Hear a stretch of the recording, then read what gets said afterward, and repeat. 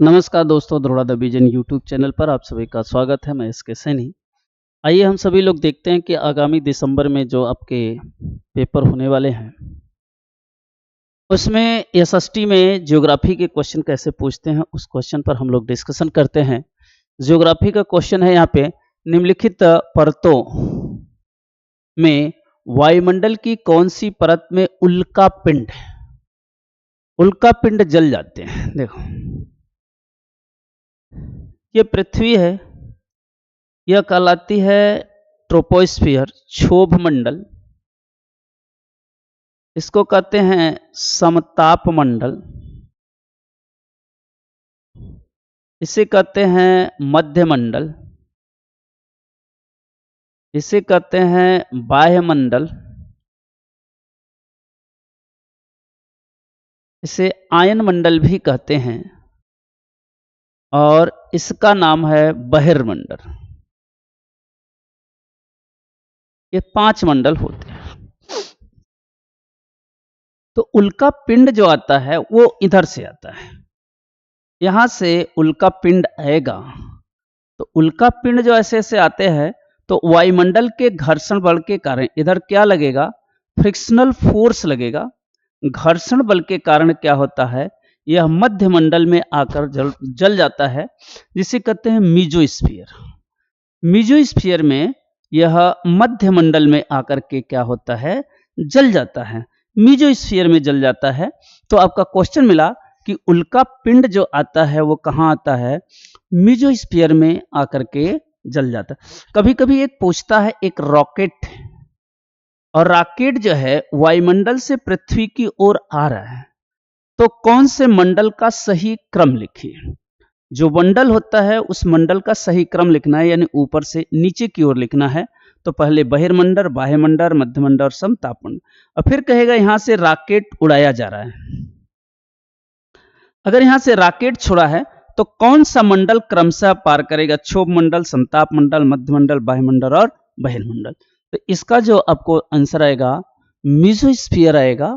मध्य मंडल में आकर के वायुमंडल के घर्षण बल के कारण क्या होता है, जल जाता है।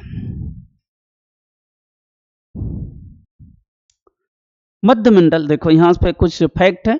अधिकांश उल्का वायुमंडल की मध्य मंडल परत में जल जाती है। मध्य मंडल समताल मंडल के ऊपर और बाह्य वायुमंडल के नीचे 50 से 80 किलोमीटर की ऊंचाई पर स्थित होती है। मध्य मंडल पृथ्वी का सबसे ठंडा है, क्योंकि मेसोपाज और औसतन ताप -80 डिग्री सेंटीग्रेड होता है। पृथ्वी का सबसे ठंडा भाग मध्य मंडल है, क्योंकि इसका टेम्परेचर क्या होता है, -80 डिग्री सेंटीग्रेड के आसपास होता है। क्वेश्चन नंबर अगला, देशांतर यामोत्तर के निम्नलिखित कथनों पर विचार कीजिए। सभी देशांतरी यामोत्तर की लंबाई समान होती है, सही है। अगर ऐसे देशांतर हैं ऐसे, तो सभी यामोत्तर पर देशांतरीय लंबाई क्या होती है, बराबर होती है, सब जगह बराबर होती है। ठीक है। ये प्रमुख यामोत्तर का मान 0 डिग्री देशांतर होता है, सही है। और भूमध्य रेखा 60 डिग्री देशांतर यामोत्तर को निरूपित करती है, गलत है। भूमध्य रेखा जो होती है वो ऐसे, इक्वेटर ऐसे होती है, 0 डिग्री पर होती है, यहाँ पे 0 डिग्री यामोत्तर पर होती है। तो यहाँ पर ये सी वाला ऑप्शन गलत होगा, केवल ए और बी सही होगा। ए और बी का मतलब आपको ए ऑप्शन से सही मिलेगा। क्वेश्चन नंबर अगला, इसके संबंधित कुछ फैक्ट भी है। सभी देशांतरी यामोत्तर लंबाई समान होती, किसी स्थान की कोणीय दूरी जो प्रधान यामोत्तर के पूर्व या पश्चिम देशांतर कहलाती है। प्रधान यामोत्तर रेखा का मान 0 डिग्री देशांतर होता है। यह लंदन के ग्रीचविच से होकर गुजरती है। प्रधान जो यामोत्तर रेखा होती है 0 डिग्री पर होती है। ये दोनों और 180 देशांतर रेखाएं होती है, कुल मिलाकर 360 होती है। 1 डिग्री देशांतर भूमध्य रेखा पर दूरी 11.32 किलोमीटर है। 1 डिग्री देशांतर की दूरी तय करने में पृथ्वी को कितना मिनट लगता है? 4 मिनट लगता है। यहाँ से भी सवाल आपसे पूछे जा सकते हैं। क्वेश्चन नंबर अगला, उष्णकटिबंधीय क्षेत्र सबसे अधिक ऊष्मा प्राप्त करते हैं। यहाँ पर अगर पृथ्वी है तो ये 0 डिग्री है और 0 डिग्री के 10 डिग्री ऊपर और 10 डिग्री नीचे। सूरज की किरणें क्या होती है? यहाँ पे सीधे डायरेक्ट पड़ती है, इसलिए यहाँ पर उष्णकटिबंधीय क्षेत्र कहते हैं इसे। और इस उष्णकटिबंधीय क्षेत्र में जो गर्मी पड़ती है वह बहुत अधिक पड़ती है उष्णकटिबंधीय क्षेत्र में, क्योंकि उष्णकटिबंधीय क्षेत्र में कम से कम वर्ष में एक बार सूर्य सिर के ऊपर होता है। ये भी सही है और आर भी सही है। ठीक है, ये सही है। बी, क्योंकि पृथ्वी झुकी हुई है, क्योंकि घूर्णोत्तर पृथ्वी परिक्रमा करने के कारण ऐसा नहीं होता। उष्णकटिबंधीय क्षेत्र में क्या होता है? यहाँ सन की लाइट एकदम सीधे ऐसे पड़ती है, जिससे सूरज की किरणें सीधे पड़ने के कारण क्या होता है? यहाँ पे बहुत अधिक गर्मी रहती है और यहाँ पे संवहनी हवाएं ऊपर की ओर उठती हैं और यहाँ पे बारिश ज्यादा होती है, इसलिए यहाँ पे सदाबहार वन पाए जाते हैं या हरित वन पाए जाते हैं। उष्णकटिबंधीय निम्न कारणों से अधिक ऊष्मा प्रदान करते हैं। भारत में केंद्रीय सरकार के कार्यालयों को खुलने का समय 9 बजे पूर्वाह्न भारतीय मानक समय देहरादून के समय 78 सेंटीमीटर पर है और दिसपुर में 91:45 देशांतर है। यह स्थिति केंद्रीय सरकार के कार्यालयों में कितना होगा? सेंट्रल गवर्नमेंट के कार्यालय में कितना समय हो गया, यानी दिल्ली में कितना होगा? दिल्ली इसके अकॉर्डिंग 8:42 पर आएगा, 9:47 पर आएगा। पहले इसका और इसमें माइनस करेंगे, इसका इसमें माइनस करेंगे। 1 डिग्री में होता है 4 मिनट, तो 55 मिनट आएगा, तो इसमें कितना होगा? लगभग 45 मिनट का डिफरेंस आएगा। तो 45 मिनट का डिफरेंस ये, 45 का ये, दोनों में लगभग 45 मिनट का डिफरेंस देखने को मिलेगा।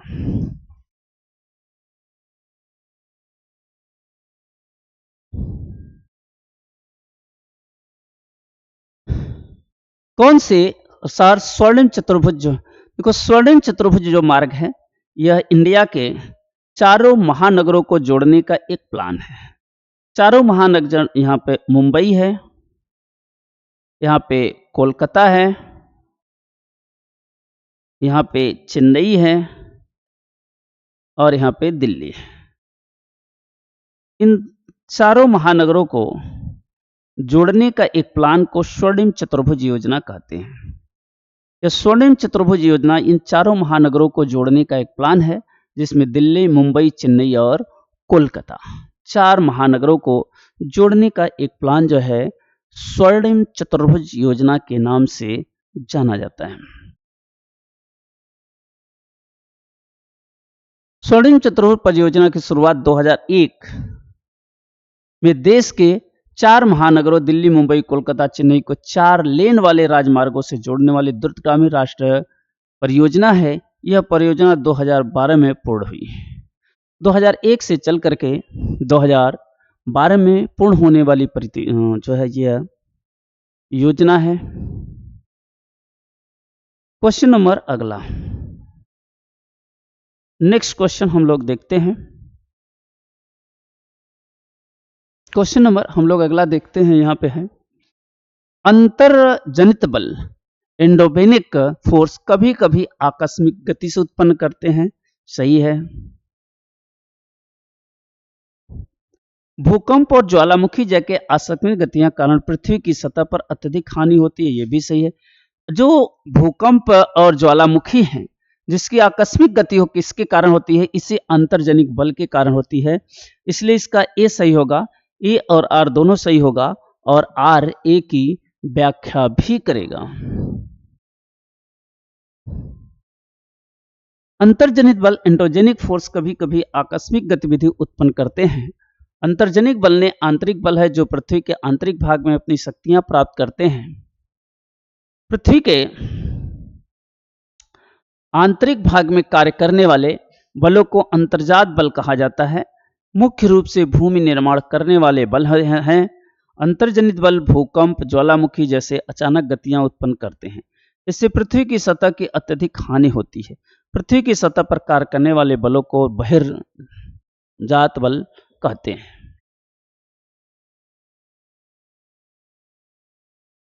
क्वेश्चन नंबर अगला, निम्नलिखित में से कौन सा कथन सही है?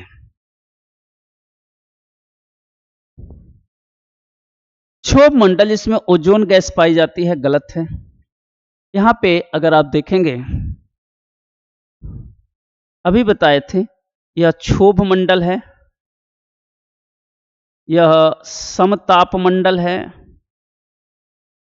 यह मध्य मंडल है, यह बाह्य मंडल है। बाह्य मंडल इसे आयन मंडल के नाम से भी जाते हैं। समताप मंडल, मध्य मंडल, क्षोभ मंडल और बहिर्मंडल। बहिर्मंडल, तो जो ओजोन परत पाई जाती है, यह समताप मंडल के निचली भाग में और क्षोभ मंडल के ऊपरी भाग में, इसी पर जो है ओजोन परत पाई जाती है। तो यहां कह रहा है ओजोन परत जो है, गैस जो है पाई जाती है क्षोभ मंडल में, यह बात गलत है। ओजोन परत जो है पाई जाती है समताप मंडल में। समताप मंडल में ओजोन लेयर पाई जाती है, इसलिए ये सही होगा। समताप मंडल अंतरिक्ष से प्रवेश करने वाले उल्का पिंड जल जाते हैं, यह भी बताए थे। ये तो मध्य मंडल में जलते हैं, ये समताप मंडल की बात कर रहा है, गलत है। मध्य मंडल, इस परत में बढ़ती ऊंचाई के साथ तापमान अधिक तीव्रता से बढ़ता है। बढ़ता नहीं है, क्या अभी लिखा था, घटता है। -80 डिग्री सेंटीग्रेड टेम्परेचर चला जाता है, यह है। बाह्य वायुमंडल रेडियो तरंगे द्वारा पुनः, ये सही है। वायुमंडल जो होता है, जिसे हम आयन मंडल भी कहते हैं, जो यहाँ से रेडियो तरंगे जाती है, वो यहाँ से क्या होती है, रिफ्लेक्ट हो जाती हैं, परावर्तित हो जाती हैं। इसलिए वायुमंडल, ये इसका ऑप्शन जो सही होगा डी सही है। और डी में क्या है, रेडियो तरंगे होती हैं, जिससे हम रेडियो और टेलीविजन देखते हैं। वो तरंगे जो जाती हैं, वो आयन मंडल से वहां रिफ्लेक्ट होकर के तब आती हैं। क्वेश्चन नंबर अगला देखिए, आतपन के बारे में दिए गए निम्नलिखित कथनों को पढ़िए और चयन कीजिए। आतपन क्या होता है? आतपन कहते किसे है? कहां गया आतपन? यहां पे पृथ्वी है, यहां पे सूर्य है। सूर्य से आने वाली किरणों को जितना भाग पृथ्वी अवशोषित कर लेती है, उसे आतपन कहते हैं। सूर्य से आने वाली सूर्य से आने वाली किरणों को जितना भाग पृथ्वी अवशोषित करती है, उसी को हम आतपन कहते हैं। पृथ्वी, सूर्य से आने वाली किरणों को पृथ्वी जितना एब्जॉर्ब कर लेती है, उसी को हम कहते हैं आतपन। तो आतपन का मान कहां होगा, ये ध्यान रखेंगे। यहां पे अगर पृथ्वी ऐसा है, तो यहां पे सूर्य की रोशनी है, यहां पे ताप ज्यादा है। अगर ताप ज्यादा है तो आतपन भी क्या होगा, ज्यादा होगा। इधर अगर ताप ज्यादा है तो आतपन भी क्या होगा, ज्यादा होगा। यहाँ पे ध्रुव है, पोल है, और ध्रुव पर ठंडा होता है, और ठंडा के कारण जो है यहाँ पे आतपन का मान क्या होगा, कम होगा। आतपन का मान ध्रुवों पर कम होगा और भूमध्य रेखा पर सबसे ज्यादा होता है। पहला सवाल देखिए, अब क्या कह रहा है ये, सूर्य से आने वाली ये ऊर्जा से पृथ्वी रोक लेती है, आतपन कहलाती है। एकदम यही परिभाषा ही बताए। सूर्य से आने वाली किरणों को पृथ्वी जितनी भाग रोक लेगी, वही क्या कहलाएगा, आतपन कहलाएगा। सही बात है। आतपन की मात्रा, प्रबलता दिनों, ऋतुओं और साल भर में बदलती रहती है, ये भी बात सही है। आतपन की मात्रा भूमध्य रेखा से ध्रुवों की ओर बढ़ती है, ये बात गलत है। भूमध्य रेखा से ध्रुवों की ओर जब जाते हैं तो आतपन का मान क्या हो जाता है, कम हो जाता है। जब भूमध्य रेखा से हम ध्रुवों की ओर चलते हैं तो आतपन का मान कम, और जब ध्रुवों से भूमध्य रेखा की ओर आते हैं तो आतपन का मान ज्यादा होता है। ठीक बात। अगला क्वेश्चन हम लोग फिर देखते हैं। एशिया में भारत के किस यातायात के साधन का सबसे बड़ा जाल है? एशिया में सबसे बड़ा जो है जाल भारत में रेलवे जाल है। रेलवे जो है एशिया की प्रथम है, विश्व की तीसरी जो है नेटवर्किंग है। यहाँ पे देखें, एशिया भारत के रेल मार्ग के साधन का सबसे बड़ा जाल है। भारत अमेरिका चीन रूस के बाद विश्व का चौथा सबसे बड़ा नेटवर्क है। भारत में इतने किलोमीटर लंबा कुल रेल नेटवर्क है। भारत में प्रथम रेल लाइन मुंबई से ठाणे के बीच जो है बिछाई गई थी, जिसकी लंबाई 34 किलोमीटर थी। 16 अप्रैल 1853 ईस्वी को रेल लाइन के जो है पहली रेलगाड़ी चलाई गई थी। पहली रेलगाड़ी जो है मुंबई से ठाणे के बीच चलाई गई थी, जो आपको 34 किलोमीटर की दूर है। 16 अप्रैल 1953 को पहली बार जो है रेलवे चलाई गई थी। इसके बाद अगला क्वेश्चन, निम्नलिखित में दिए गए विकल्पों का चयन कीजिए। मानव एक विशेष संसाधन किस कारण से? मानव क्या है? मानव क्या है? एक संसाधन है। मानव संसाधन तभी बनता है जब उसके पास स्किल आता है, जब उसके पास कौशल आता है, जब उसके पास ज्ञान आता है, जब उसके पास विशेष शिक्षा आती है। इसके कारण जो है वो बनता है। तो देखो, जब उसके पास कौशल आएगा, ज्ञान आएगा, प्रौद्योगिकी और व्यक्तिगत नहीं होता, इसमें ए और बी सही है।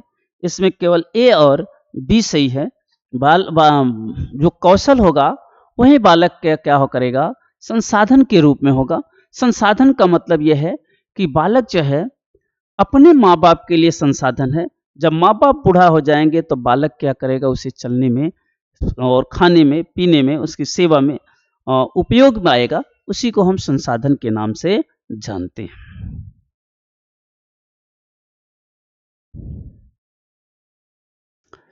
धात्विक खनिज। धात्विक खनिज माने धातुओं के खनिज मुख्यतः अवसादी शैल समूह में पाए जाते हैं। ये गलत है। जो ये कहाँ पाए जाते हैं?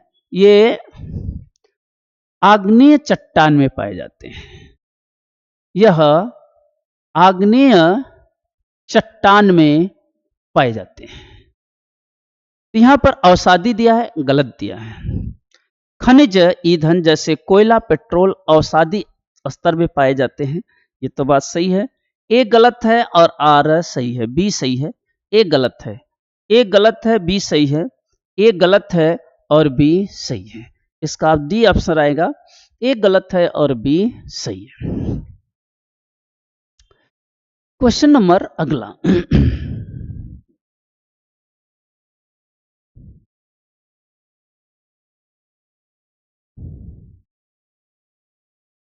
वृक्षों के उन कतारों को क्या कहा जाता है जो मृदा के अपरदन से बचने हेतु वायु को गति को कर दे?